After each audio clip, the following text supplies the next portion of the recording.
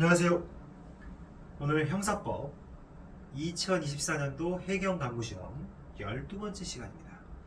오늘 12호 문제에 해당되고 오늘은 죄수론과 관련된 문제입니다. 특히 포괄일제의 성부에 대한 쟁점이 포함되어 있는 문제고 전부 판례 사안입니다. 굉장히 좀 어려울 수도 있는 그런 판례예요. 하지만 아마 이런 판례들은 좀 여러분들이 그동안 많이 봐왔을 거예요. 봐오셨을 거라서 답지를 고르는 거는 또 그렇게 어렵지 않을 수도 있었을 것 같아요. 하지만 굉장히 좀 까다로운 그런 부분들도 좀 있습니다. 그래서 이 판례는 여러분들이 좀 잘 암기해 두시고 머릿속에 기억해 두셔야 될 것 같아요. 네. 그래서 오늘도 특별히 뭐 이론을 설명할 부분은 없을 것 같고요. 막바로 문제풀이로 들어가겠습니다. 네. 보시면 자, 다음 중 포괄일제에 대한 설명으로 가장 옳지 않은 것 이렇게 묻고 있어요. 그래서 먼저 1번을 지문을 보시면 불특정 다수의 피해자들, 그럼 피해자들이 굉장히 많은 거예요. 불특정 다수의 피해자들을 상대로 동일한 방식, 이 어떤 A라는 사람이 동일한 방식으로 사기 분양, 이렇게 사기 분양을 이런 식으로 한 거예요. 이런 방식으로 이렇게 사기 분양을 해서 이 사람으로부터 분양된 걸 편취하고, 이 사람으로부터 분양된 걸 편취하고, 이 사람으로부터 분양된 걸 편취한 이런 구조예요. 동일한 어떤 수법, 동일한 방식으로. 이 경우에 사기죄의 포괄일죄가 될 것이냐, 즉 사기죄로 일죄로 이거를 볼 수 있느냐의 문제. 결국 포괄일죄는 결국 일죄잖아요, 그죠? 당연히 안 됩니다. 자, 각각의 사람마다 피해를 입은 거잖아요. 각각의 사람마다, 이 사람들마다 재산상 피해를 입은 거예요. 따라서 이거를 포괄일죄로 묶을 수는 없는 거죠.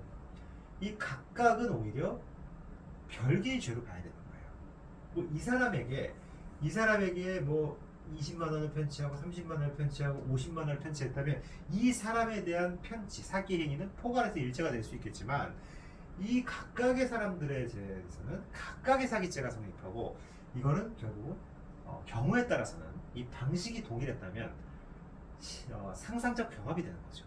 다만 이 방식들이 각각 또 달랐다면 수개의 행위에 의해서 수명의 피해자가 생긴 거기 때문에 실체적 경합이 되겠죠. 만약에 동일한 방식으로 하나의 행위에 의해서 이 각각의 피해자들에게 분양된 걸 편취했다면 그거는 또 상상적 경합이 되고, 아시겠죠? 그래서 이거는 포괄일죄 성립 틀렸다. 여기서 그냥 게임 끝나는 거예요. 1번 옳지 않은 거니까. 아시겠죠? 자, 근데 이제 여러분들이 두 번째 거 보도록 할게요. 두 번째 건 뭐 간단합니다. 뇌물을 여러 차례에 걸쳐 수수하였더라도 그것이 단일하고도 계속된 범위 아래 일정 기간 반복하여 이루어진 것이고 그 피해 범위도 동일하다면 각 범행을 통틀어 포괄일죄로 볼 것이다. A가 B라는 사람한테 뇌물을 수수를 했어요. 뇌물을 수수를 했는데 그 뇌물 수수가 어떤 행위에 대한 대가로 계속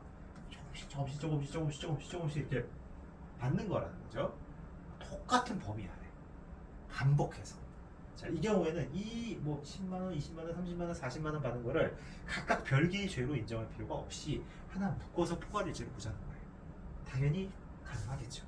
이거는 맞다. 자, 3번은 조금 뭐 특별법과 관련된 내용인데요.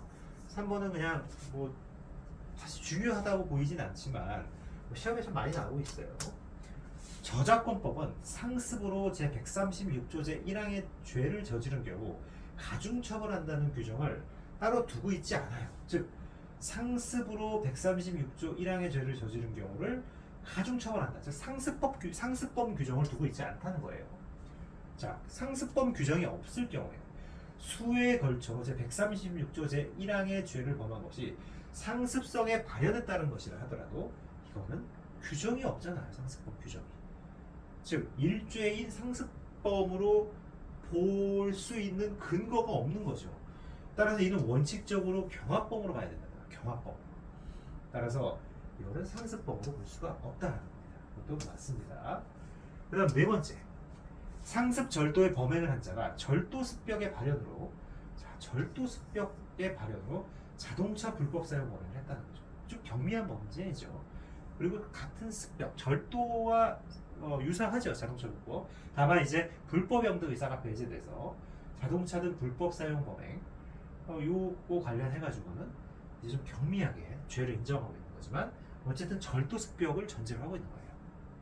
따라서 이걸 함께 저질렀다면 자동차 불법 사용죄는 상습절도죄에 흡수되어 따로 성립하지 않는다. 맞는 얘기입니다. 흡수가 되고 이것도 맞아요. 답은 이렇게 된다. 1번. 아시겠죠? 요거 뭐 크게 읽어보지 않아도 쉽게 여러분들이 보실 수 있을 것 같아요. 특히 1번 문제 되게 중요합니다. 다수의 피해자에 대해서 각별로 기망에 의해서 각각 재산상 이익을 편취했다면 피해자별로 독립한 사기죄, 실체적 경험이라는 거죠.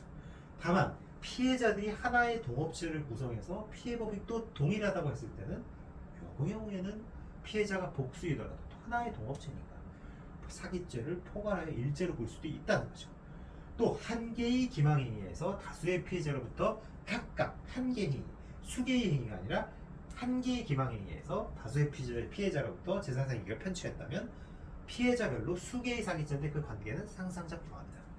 아시겠죠?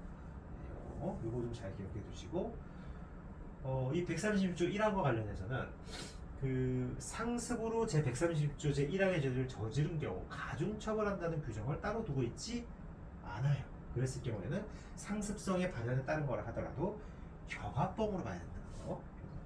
이거는 잘 암기해 두시기 바랍니다. 네. 그 다음에 자동차 불법 사용죄.